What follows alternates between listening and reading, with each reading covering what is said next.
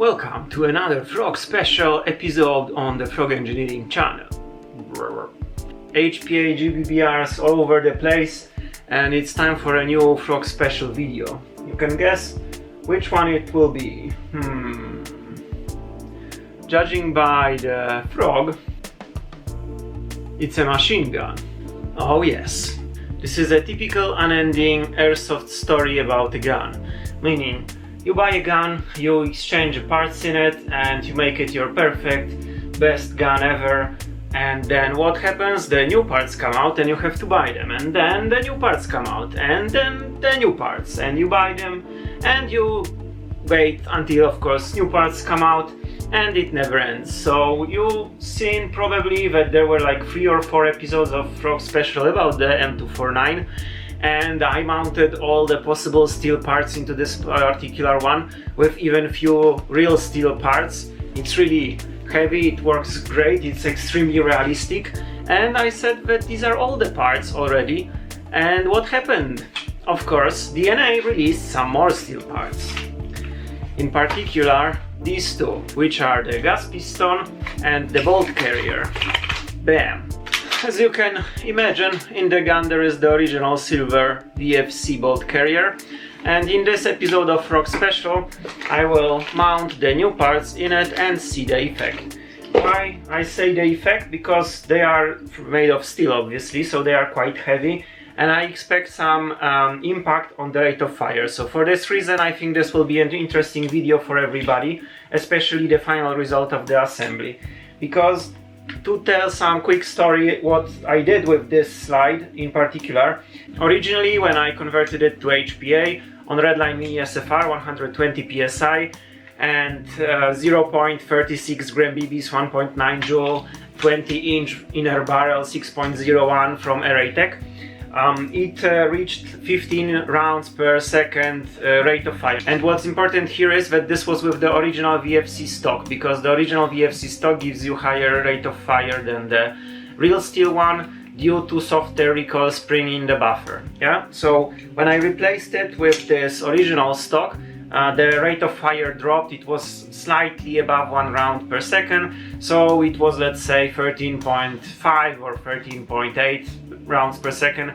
I don't fully remember, something in that range, which was kind of nice. But as the gun was getting heavier and heavier, you know, I'm the enthusiast of hardcore blowback and these kind of things, I figured out I will add the weight to the gas piston, because there are some brass weights you can buy online, you will see in a moment, that weight like 100 grams or something, and they basically increase the recoil. Yeah, but what is a characteristic, let's say, of the heavyweight bolt carrier group is that they decrease the rate of fire and basically the gun becomes more sluggish. Yeah, and that's what I'm worried about, because here I have maybe not the lightweight bolt carrier group, but it's much lighter than the steel one. Yeah, and when I did the brass, this brass weight in the piston, the rate of fire dropped to 11.5 rounds per second, and then over time it went up to 12 rounds per second. It's hard to say why, because I replaced all the parts, including the rails for it and so on, for steel, so maybe basically, you know, there is less friction or something, maybe it just broke in. But right now 12 rounds per second, and the question will be what happens if we use this steel part.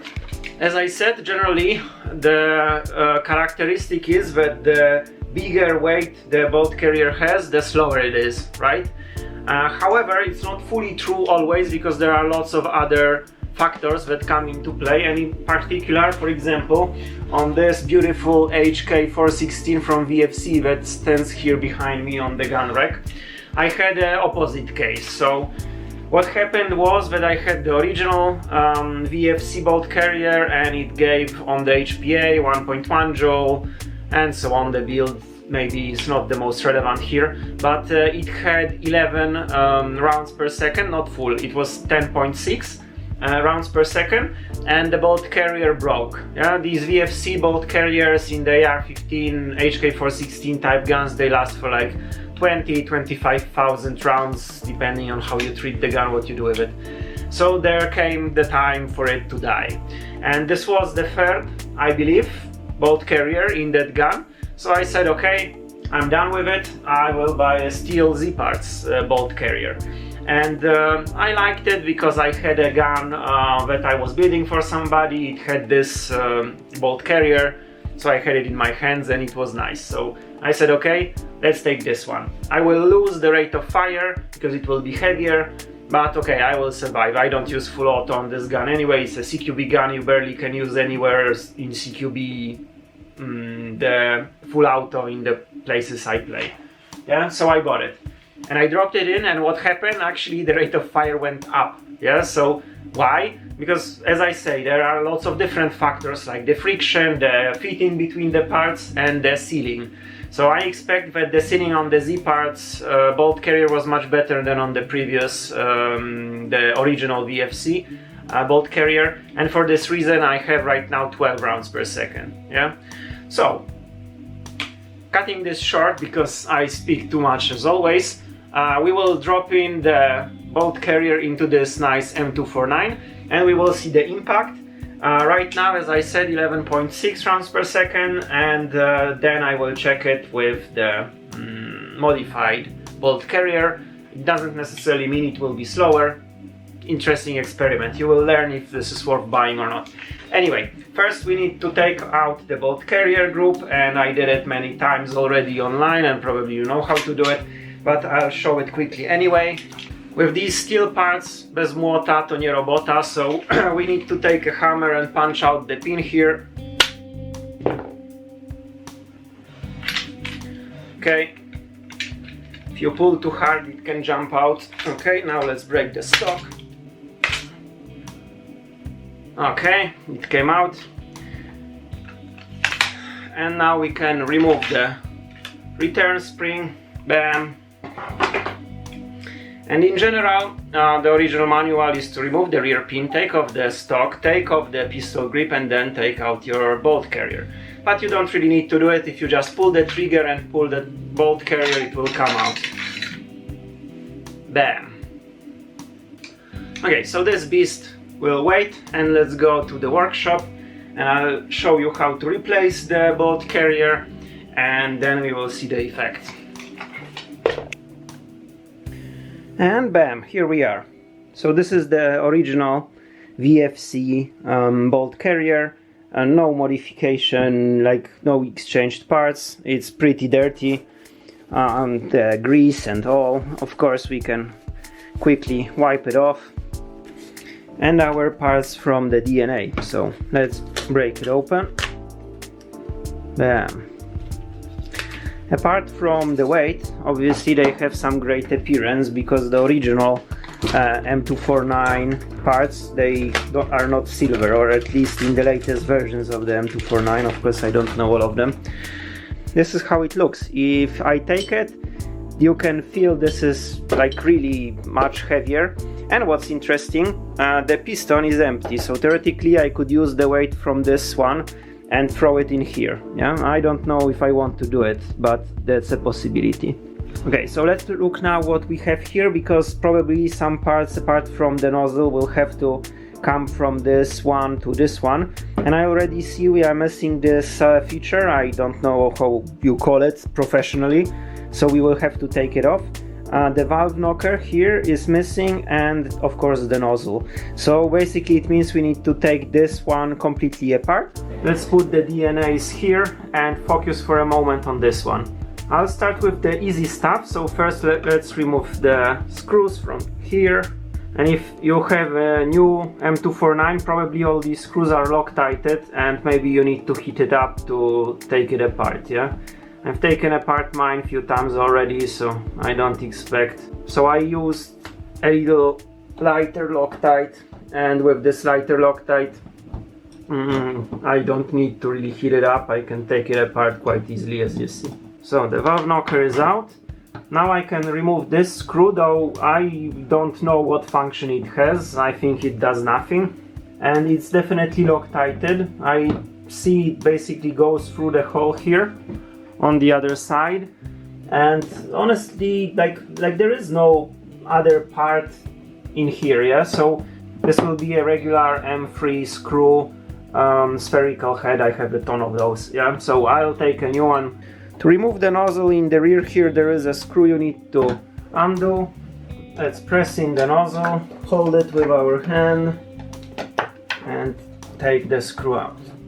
The nozzle comes out, also this bottom retaining part, whatever we call it. And you see on the nozzle I have a spring here on the bottom, which is a modification I found online. And honestly, I wanted to test it. This is supposed to improve hop-up and loading of the BBs, right? But to be honest with you, I saw no improvement, so I did not make any video on it. I already modified it, so I left it this way. But I don't know if that's useful. And the last thing, taking out this part. For this, to remove it, you have to, put something here in the hole through the piston and basically rotate it off the rest of the bolt carrier. However, it was extremely strongly Loctited when I first did it to insert the weight, and I also Loctited it. So I will heat this up not to break anything. This aluminum actually is easy to deform if you apply too much force. So a heat gun and bam! Of course, being careful not to burn ourselves, right? This is aluminium.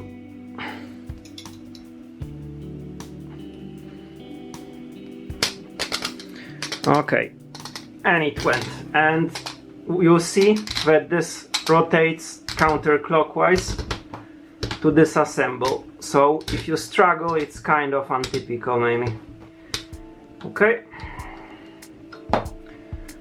And you see my weight. Yeah, so this is, oh, actually, it caught a little temperature. First remove this part. Okay, it's not hot. No.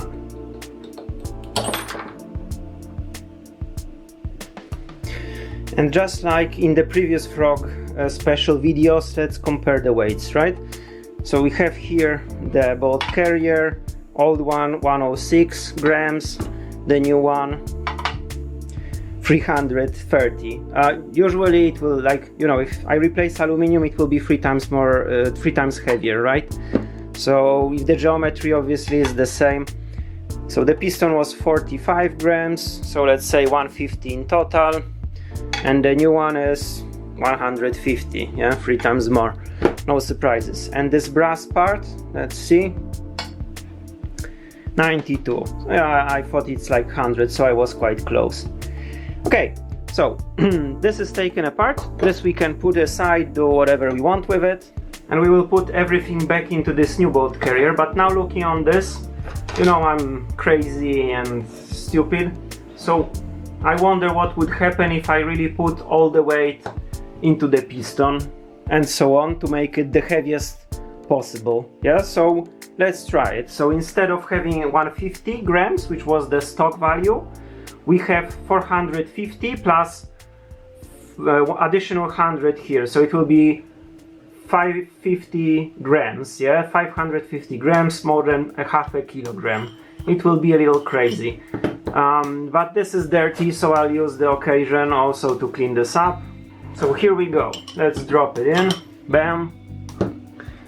Let's put this ring here, I have no name for it, quite tight.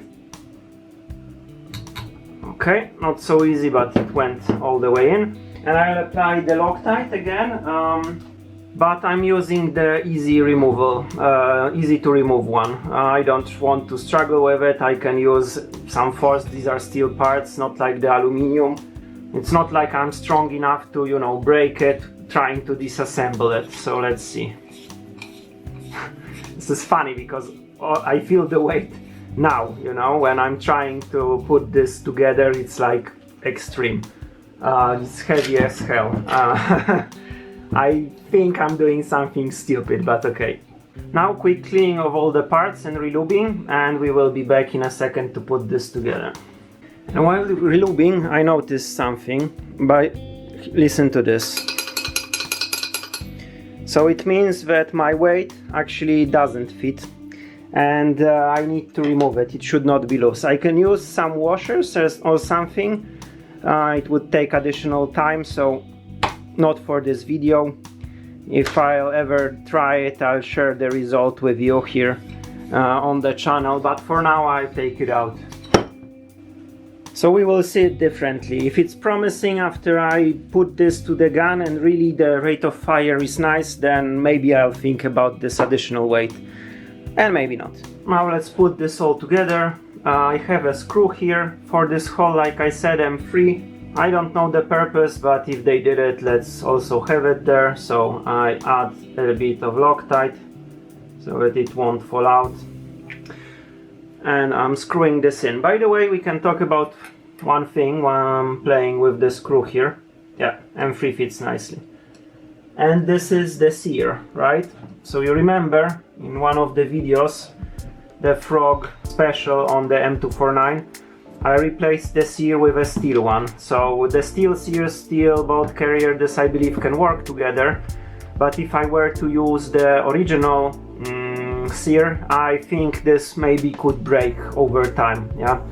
So just a hint. I don't know if, you know, maybe it would last longer than you would have the gun. Yeah. So maybe everything else would break first. But I have the steel sear, so I'm basically not so concerned. So now we will put back the nozzle, and I noticed one thing. Actually, there is no seal here, and it did not stay in the original gun. I mean the original bolt carrier, and that's pretty weird. Like all VFC guns have the seals here, so maybe it was not necessary. But I will put this small O-ring anyway, just to have some additional sealing, because I have the heavy weight, right? So I want to make sure that really I do all I can to make it work. And I patched it with the grease already inside. There is a lot of grease under the O-rings. Okay, so let's put this in. Now hard to do it under camera, but I need to wiggle it into position. Okay, I think I did it. Now I can put in the screw. It was not so difficult. Actually, I made a video what to do in case the nozzle turns. It's in the another episode of the Frog special, so if you have that issue you can see. And here we can put the nozzle a little aside like this and put it back with this part. Okay, and my little spring here, which is bended, maybe I should even remove it. Okay, this should go like this. Whatever, and then the valve knocker and those two screws. And we will be done shortly. This is gonna be the shortest Frog special video in a long time. Okay, so one screw in. Actually, this is a little weird.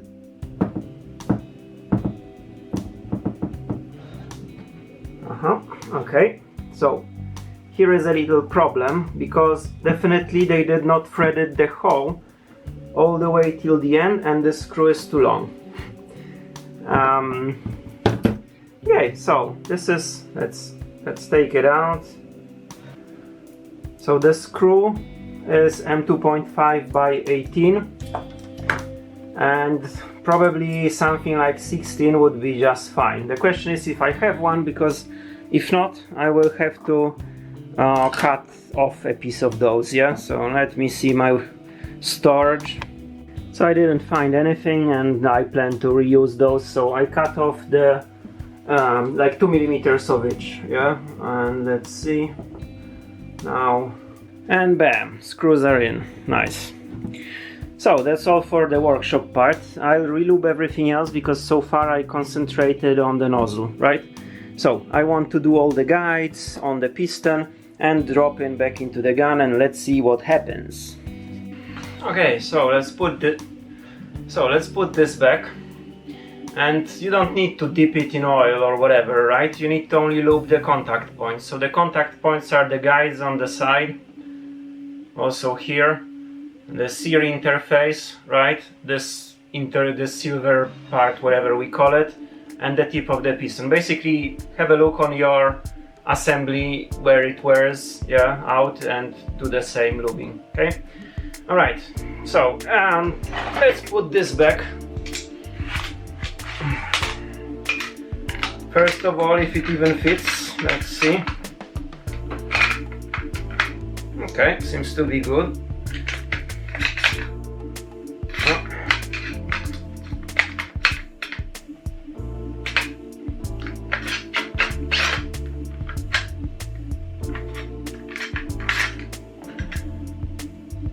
Went in. Moves. Now the spring guide. Bam. The stock. And the rear pin with the best friend. Okay. And we can close it. Bam. Okay. So the gun obviously is a bit heavier now. So my bolt carrier was 150 in stock plus 90, you remember? So let's say 250, yeah, let's say approximately, and now it's 450, yeah, so okay. It works, but I already hear that it moves very, very slowly. Okay, so let's take the pressure. I'm doing my usual stuff, meaning Redline Mini SFR 120 psi. Okay, so probably with higher pressure it could be a little better, but it's not that much dependent on the pressure itself, it's more the flow. Okay, so let's connect it. Bam. First I'll try without the BBs and with this training mode, so to say. One important thing regarding the rate of fire is that whenever you want to measure the rate of fire, you need to do it with BBs. Who would have thought, right? But what I want to say is the impression you can get about the rate of fire without any BBs loaded is different than when you have the BBs, because the rate of fire is affected by the valve work. Yeah? So the valve works on pressure difference. If there is no BB in the front, it closes immediately and you have the return stroke. And if there is a BB, this BB has to travel along the barrel until the pressure behind it drops enough so that the valve travels. So if you, like I do now, test it without any BB, just, you know, a quick dry run, you will think that it has higher rate of fire than it actually has, yeah? But anyway, let's try it.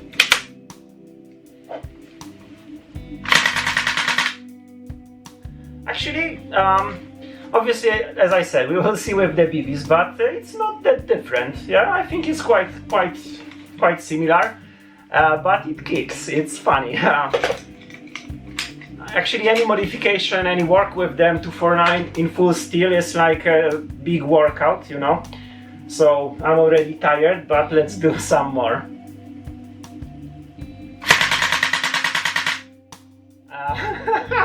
I think I will leave it even with the lower rate of fire, because this is crazy. It's funny. And for the rate of fire measurement, I won't use the box modification I did with the starter, ammo belt and everything, just because it's less trouble to maneuver with the VFC mag. So I have one that was in stock. I like to use it for these kind of purposes. But if you want to do a box magazine, which I highly recommend, it's in one of my videos, so check it out. Okay, dropping this in, and we change to the chrono view. Okay, I don't care too much about the energy, because my BB catcher is damaged and there will be BBs coming back probably. I'll put it this way because the M249 is too high, but you see the rate of fire, right? So let's go.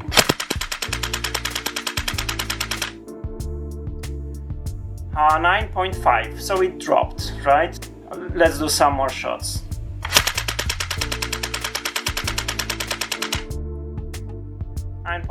Still.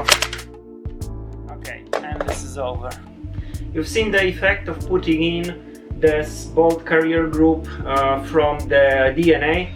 Full steel, practically 3 times heavier than the original one. I had the heavy insert already before. You see that if I went with the insert all the way, like I stopped this bouncing effect and so on, my rate of fire probably would go below 9, yeah? So it's not really good. It's 9.5 rounds, which is, I would say, quite low for a machine gun. However, this kick, this is extreme. You really the video doesn't make it right, yeah? You really need to feel it to understand that it's like shooting an airsoft M60, you know, like... So at least for a moment I will leave it. Yeah, I like it, let's see what happens, because over time, as I said, previously it also increased the rate of fire slightly over time because the part's broken. And right now, when I don't have pressure right now, yeah, but if I charge the gun and I release it, you can actually hear it comes back faster than when I inserted it for the first time and I tried it, yeah? So if I do it again, it's much more lively already. Of course, how many shots did I take? Like 50, 60? If I take 2000 or 3000, yeah, it would be much better to measure again, and probably with broken parts this will go back to like 11 or something. So I'll give it a chance. And regarding, you know, if you wonder if to buy it or not, buy it. Really, I really like it, and this is crazy. This effect, how it pushes you back, it's like something you don't get with any other airsoft gun. So this is all for now. I hope you liked this Frog special episode. I need to finish because I don't have the strength in my hands to carry this bastard for a much longer time. So thank you so much for watching, and as always, subscribe, leave comments, likes, you know. Let me know what you think, and may the power of GBB machine gun be with you.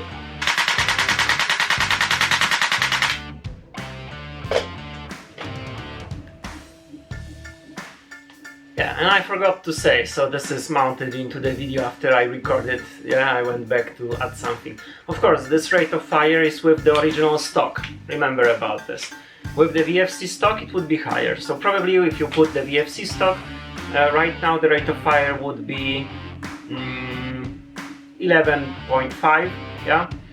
Which is still not perfect for a machine gun, but for a GBBR with that much kick, this is awesome. You don't want more because you will basically, your brain will fall out through the use or something.